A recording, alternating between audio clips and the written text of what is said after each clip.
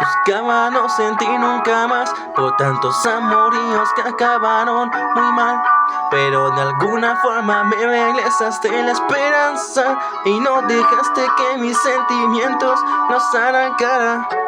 Cuando me hablaste por primera vez, admito que al principio de ti sí desconfié. Pensé que tú conmigo querías jugar y de mi corazón te ibas a aprovechar. Pero realmente eras muy bondadosa. Me enamoré de ti por tu sonreír y de tu alma hermosa. Mi corazón empezó a sentir y latir por ti. Fuiste la primera mujer que me regaló una carta de San Valentín. Me hiciste tan feliz, hiciste que volviera a tener fe y que en el amor no dejase de creer. Enamorado de ti, cuando estás tú mi alrededor se vuelve carmesí. Lo que siento en mi interior es por vos.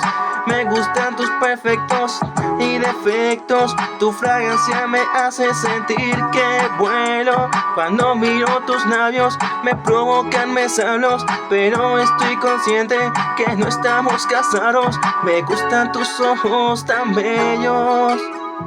Tú sin maquillaje igual sacas destellos. Créeme que te soy muy sincero.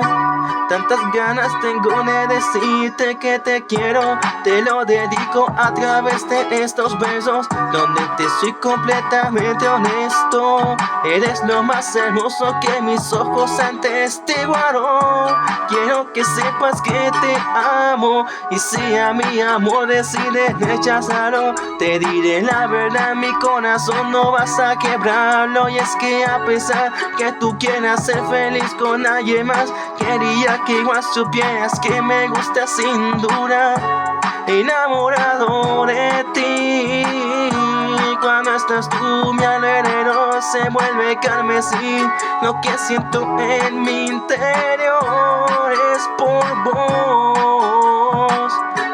Y es que amiga no pude evitarlo